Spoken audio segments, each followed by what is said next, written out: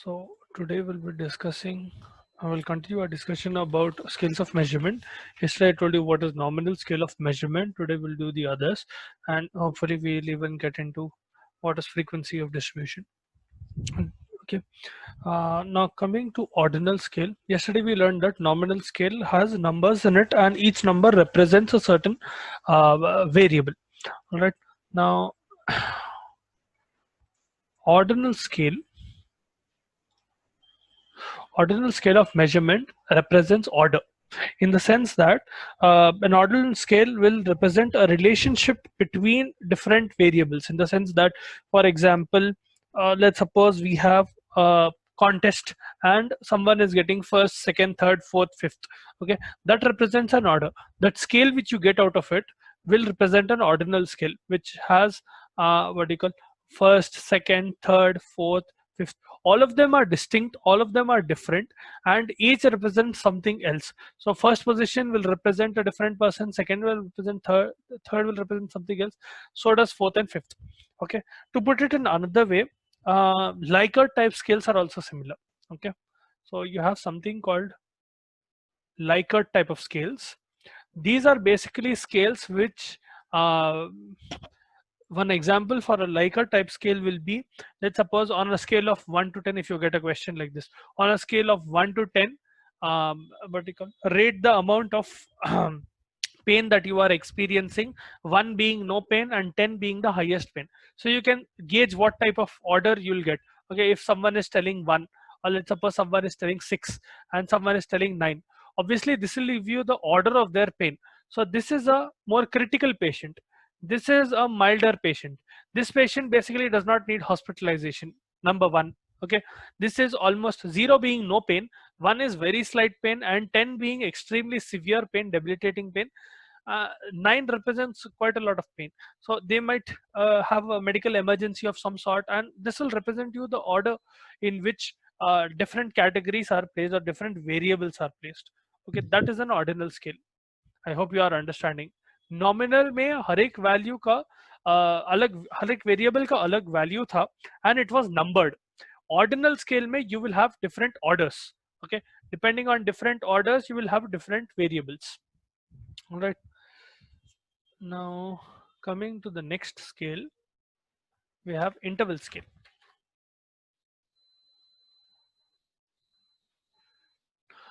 Interval scale का example is, to put it easily, temperature, right? Temperature scale or sea level scale, both of them are interval scales. Basically, let's suppose I'm using Celsius as a scale of measurement.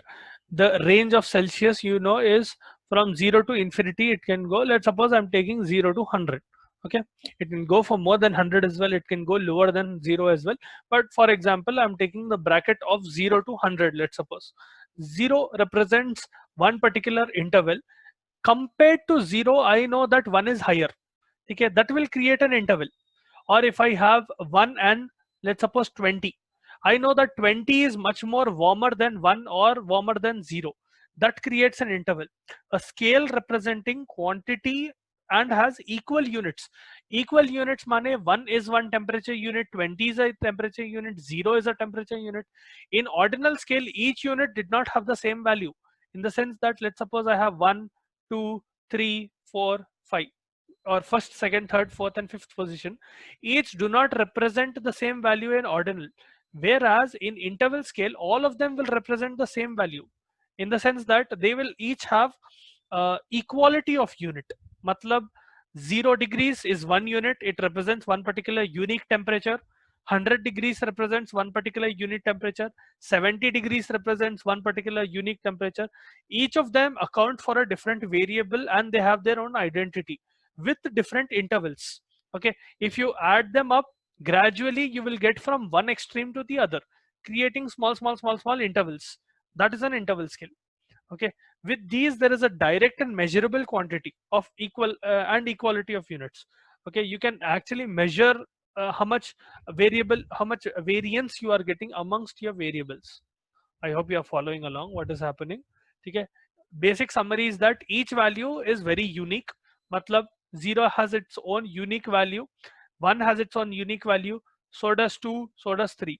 They are not in order, and each of them will have vertical intervals in between them. Matlab, I can compare 0 and 1 and know that this fellow 0 will be colder than 1 and 1 will be hotter than 0. Or to put it another way, if I compare, let's suppose 1 and 3, I know 1 is colder than 0 and 3 is hotter than 1, right? Things like that. 1 is colder than 3 and 3 is hotter than 1, things like that. That will represent an interval scale. All right. Then we have ratios. Now ratio this is similar to interval scale in a way, but यहाँ पर absolute zero नहीं रहता. Zero will not be present in ratios at all. Think of it this way. Let's suppose I am measuring physical measurements. Okay, let's suppose I'm getting height versus weight. Okay, this height versus weight or weight versus height, or let's suppose I'm getting BMI. That is the ratio, right? What is BMI? Formula of BMI? I should know by now. Who is BMI and what is the formula of BMI?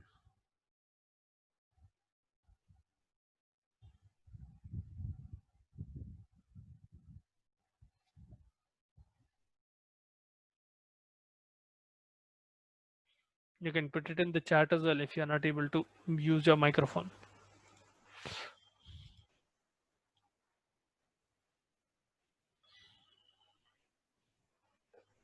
So basal mass index. Formula क्या है उसका?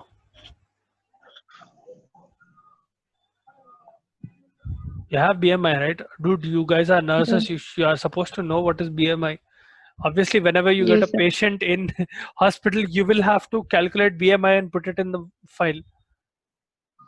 कैसा calculate करते BMI? Weight by height into 100. Weight by height into 100. Okay. Height by. So one person is telling weight by height into 100. You are close, but you are missing something, and you added a new component in this. Into 100. Weight in kilos divided by height into height. Height in in meters. Okay, height in meter square. You will also represent this as weight by height square in meters. Meters में measure करते height, ठीक है? Not centimeters or in feet. It is SI units. So this basically represents a ratio. Now you cannot have a zero ratio. Let's suppose I have a person who weighs around 80 kilos and they have a height of, let's suppose 1.6. ठीक है? 1.6 into 1.6 आता ना? Right? That will give their BMI. So you have 1 and 50 and so on and so forth. You will get a different value. You will get somewhere around 30-ish. Okay, close to 30. So this will represent one BMI. But in any case, irrespective of what BMI you are getting, BMI represents a ratio. You cannot have zero BMI. Okay, the person will basically be dead if they have zero BMI. Okay, even a dead person technically does not have zero BMI. But you get it. Length can also be another measurement. You cannot have negative ratios as well. Okay, those are ratios. Ratios and intervals are called parametric measurements. Okay, whereas nominal and ordinal scales are called non-parametric measurements, because parametric measurements, they will meet the requirements with parameters of a population. It is easy to calculate them because they are in numbers and they can be added, subtracted, they can be divided and multiplied. Ratios and intervals are much more commonly used in statistics than non-parametric, like what you call nominal and ordinal scales.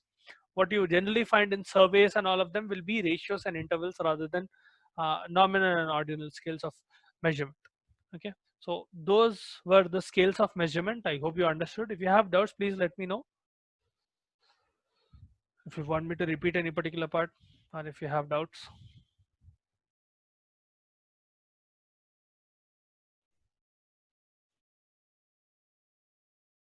Okay, so now coming to frequency distribution. Frequency distribution, अच्छा frequency distribution पढ़ने से पहले we'll discuss what is frequency.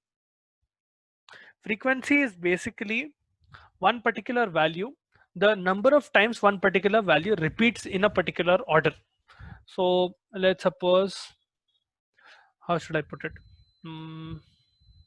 For example, if I take, let's suppose I'm taking blood pressure of, on an average of a household or of one community. Let's suppose that community has 50 people. Okay, let's suppose I'm taking one complex or something which has 50 people, and I'm measuring the average blood pressure of those people. Now in that vertical, in that scale, let's suppose I'm creating 3 divisions. Systolic blood pressure, okay, 130 by 120 to 130. I'm giving a range to it, 130 to 140 and 140 to 150. I'm excluding anyone who is under 120 and who is over 150 for now. Okay, let's suppose I'm getting 50 such people in that building, and in that, let's suppose I get 30 people who fall under 120 to 130. I get 30 people, or let's suppose 10 people who fall under 140, 130 to 140, and the rest 10 fall under 140 to 150. This will represent the frequency. Okay, the number of time that particular unit, here this is the unit, the number of time that particular unit repeated itself in that population. I'll repeat once again. Frequency is basically the repetition of one particular variable in a particular set of population, in the sense that, to put it another way, if I am seeing one particular variable, let's suppose I am checking in a population of 100 how many people have the height of 6 feet. Okay, for example, I'm measuring the number of people who have the height of 6 feet out of 100 people. Let's suppose people who have the height of 6 feet are around 25. Okay, and I can make several such deductions. This will represent the frequency. This means that in that population I got I got that 6 feet number repeated 25 times, meaning 25 people had that height. Or to put it another way, let's suppose I create another division, 5 feet 8 inches. Okay, let's suppose they are 20 people like this, and I have 5 feet 6 inches. They are 30 people like this, and so on and so forth. Okay, several others, till I get 100 altogether. This will represent the frequency. Now how you distribute frequency can be very different. In most studies, large quantities of information is collected and the data needs to be classified and presented so that you can read it clearly. That is where frequency distribution table will be very, very handy. This is a form of frequency distribution table. Okay, I'll draw you another one so that you understand easily. समझ में आया what is frequency? Frequency is basically the number of times one particular variable is repeating in that population or in that set that you have taken. Let's suppose आप लोग gems खाए होंगे ना? I'm sure you must have eaten the gems candy sometime in your life. The small colored candies that you get, chocolate filled candies of different colors. You get a small packet called gem. I'm not sure, you get several bands. I remember something called gems being sold long ago. Okay, that will have different colored somewhat spherical ovoid objects, right? There'll be blue, there'll be green, there'll be what do you call, various colors. So let's suppose I have a purple as well and I have a yellow as well. Okay, let's suppose some kid takes that packet and he empties it out before eating and he's segregating them just to find out how many blue he has. And let's suppose that fellow's favorite color is blue, so he's trying to count how many blue gems are present in that packet. Let's suppose he is finding that blue gems are around 10, purple gems are around 2, red gems are around 3, yellow are 5, and this is around 10, green is around 10. So basically the total number of candy that he got, or the total number of gem, whatever you call it, is around 30. Okay, if you calculate the whole thing, 10 plus 5 plus 3 plus 2 plus 10, you get 30, right? But this will give you the frequency of each color. Okay, that is how you understand what is frequency. How many times that particular variable is repeating in a population. Okay, यहाँ पर the population is the number of gems that are present in that packet. Okay, the repetition will give you a percentage. मतलब 1 out of every 3 gem was blue. Okay, or to put it another way, 1 out of every 10 gem was red, and 1 out of every 15 gem was purple, because I'm getting, see, 2 by 30 I'm getting 1 by 15, or 3 by 30 I'm getting red ka value, or 10 by 30 I'm getting blue ka value. Okay, I hope you are understanding the logic behind this now. Now coming to frequency distribution table, yahan par, let's suppose this table represents color choice of some students for shirt and sari. Okay, so let's suppose we have a gender here, boys and girls. Let's suppose we have around 60 boys and we have 70 girls. Okay, and they are selecting different items. Okay, those items will be, well, let's suppose we have boys first who are selecting saris and they are selecting shirts, and we have girls who are selecting the same.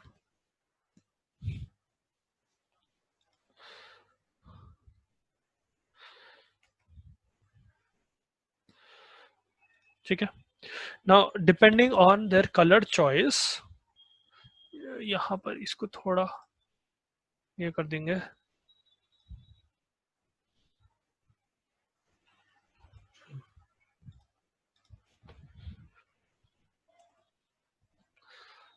Okay, let's suppose we have a different color choice, and let's suppose there are different colors. For example, let's suppose we have white, we have pink, and we have blue. Okay, here we'll get the total. Now let's suppose the number of boys who have selected white saris are 10. Okay, those who have selected what you call pink saris are 30, and those who have selected blue saris are 20, giving you a total of 60 boys or 60 saris. Okay, similarly for let's suppose for shirts, out of 60 boys, 50 boys selected white shirts, and no one selected a pink shirt for some reason, and let's suppose 10 boys selected blue shirts. So again you get the same thing, 60. And let's suppose in case of girls, 30 girls selected white saris, and 50 selected pink saris, and 50 selected blue saris. You are getting a total of, how much do you get? 130, right? 130, 100, 130, 50, 50, 30, sorry. So 130, second, इसको जरा neatly लिखेंगे, 130, right? And for the shirts, let's suppose you are getting 90, and you are taking, sorry, not 90, you are taking 40, meaning 40 girls chose white shirts, and 10 of those chose pink shirts, and 20 of those chose blue shirts, giving you the same 130. ठीक है, sorry, यहाँ पर थोड़ा गड़बड़ कर रहे हैं अपन. और ये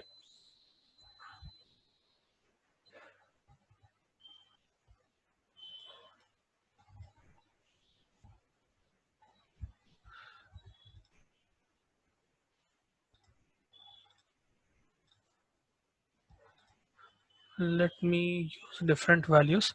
Let's suppose we have 60 girls who are choosing white shirts, 35 girls who are choosing pink shirts, and 35 girls who are choosing, oh dear, 35 girls who are choosing blue shirts. Okay, so we will get 130 in that sense. Now if we combine this, these are basically different frequencies. If you combine the values, okay, and you are trying to get a survey wherein you are seeing the choice of a population of what you call 60 girls and 130 boys, 60 boys and 130 girls, a total of 190 people, and you're trying to determine what is the common denominator, what is the common choice of different people. Matlab, amongst a population of 190, how many people will choose white saris, how many people will choose pink shirts, how many people will choose blue saris, and so on and so forth. Matlab, if I do a combination, let's suppose I do sari and shirt, okay, I will get the number of people who have selected white saris is 10 plus 30 will give me 40. Matlab out of a population of 190, 60 plus 130, 60 boys and 130 girls, 60 boys plus 130 girls, I'm getting a total population of 190. Okay? In this, I can clearly tell the frequency for their choice, or the choice will represent the frequency of whatever they are choosing. 10 people, 10 boys have chosen white saris and 30 girls have chosen white saris, meaning 40 people in total have selected white saris. The same way, let's suppose pink saris have been selected by 80 people, blue saris have been selected by 70 people. Okay? Whereas if we take shirts, 110 people selected white shirts, 35 people selected pink shirts, and 45 people selected blue shirts. This will clearly give you, now let's suppose we take this chart, we will clearly be able to see which type of sari is most popular and which type of shirt is most popular. So you can clearly see that the pink sari is more popular and white shirt is more popular. Okay? That is how frequency distribution will really help us. ये समझ में आया table क्या, what was the purpose of laying down this table and what happened in this table? Did you guys understand the premise behind this, or do you want me to repeat it again?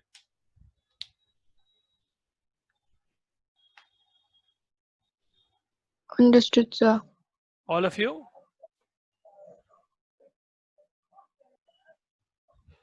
Yes, sir. Okay. Chalo. Okay. Now this basically is a this is a qualitative way of measuring. This is not a quantitative way of measuring. Qualitative way of measuring mein, there is no change in or there is no notion of magnitude, or the attribute size does not change. Matlab, let's suppose I am taking white, or I'm taking pink, or I'm taking blue. You will have two different types of frequency distributions. Okay, you will have qualitative frequency distribution and you have quantitative frequency distribution. This table represents a qualitative type of frequency distribution.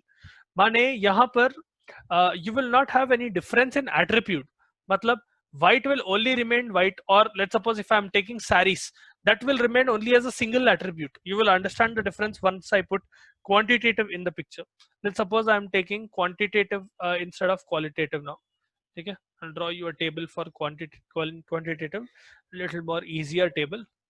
Let's suppose I take pulse rate and I take number of students. थोड़ा ऊपर कर देंगे.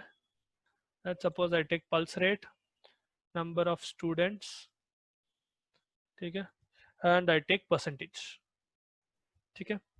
Now people who have pulse rate less than 50, let's suppose there is one student, and people who have pulse rate 51 to 60, there are 22 students. Okay.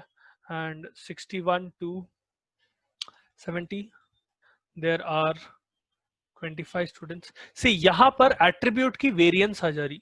Here the variance and attribute basically means that you have a range in which 51 to 60 is a range of pulse rate, meaning everyone who is coming in a pulse rate of 51, let's suppose someone has a pulse rate of 52, they will be included in this class, or someone has 59, they'll be included in this class. There is variance in their in their attribute. There you had a particular attribute, matlab pink bole to pink, या सारी बोले तो सारी, that attribute was fixed, there was no choice in between. यहाँ पर attribute can vary. Specifically in this you will get numerical values which can vary a lot. For example, if I'm trying to find out how much does a man weigh in kgs, I'm putting a scale for weight of different different ages and different different cities, let's suppose.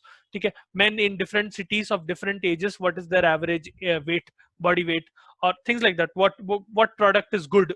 For example, I'm doing another survey wherein I'm trying to find out how good a product is. Now that can be taken in two ways. How good a product is can also be termed in a qualitative way, wherein you are telling either it is best, good, or very good, or things like that. That will become qualitative. Whereas if I'm assigning stars to that same thing, let's suppose you have one particular dish and there is biryani in that. Okay, just for example's sake, let's suppose there is biryani in that. A qualitative way of measuring it ठीक है, we'll be telling it is good or it is bad or it is very good or it is very bad or something like that. Okay, it is stupendous, it is horrible or something like that. Quantitative measurement will give it stars. So let's suppose it will represent the same thing, but the way of representing will will differ. Meaning, let's suppose I give 1 star out of 5 stars, meaning it is very bad. Whereas if I give, let's suppose 4 stars out of 5 stars, meaning it is pretty good, right? I hope you are understanding the difference here. What is the difference between quantitative and qualitative data? Quantitative data will be more attributed to numbers, and it is easier to what you call plot. To plot charts out of it and things like that. Qualitative data is a little harder to what you call represent through graphs and charts and through diagrams. All right. I hope you understood what is the difference between qualitative and quantitative frequency distribution. Okay, you are getting the same frequency, those units are still being repeated in that particular population, but it is just that you are representing them in different ways. You are either taking qualities as a constant or you are taking quantities as a constant. Both difference aa jata dono mein. All right, I hope you guys understood that example. Okay. Now, if I'm talking about graphical representation, I'll just give you a small introduction of graphical representation today. Tomorrow we'll go into a little more detail. Graphical representation of frequency distribution. Especially, let's suppose we have a quantitative measurement. Let's suppose we have blood pressure of 100 people. Let's suppose I'm taking average blood pressure of 100 people, and there are 3 categories I'm creating: 120 to 130. 130 to 140, and 140 to 150.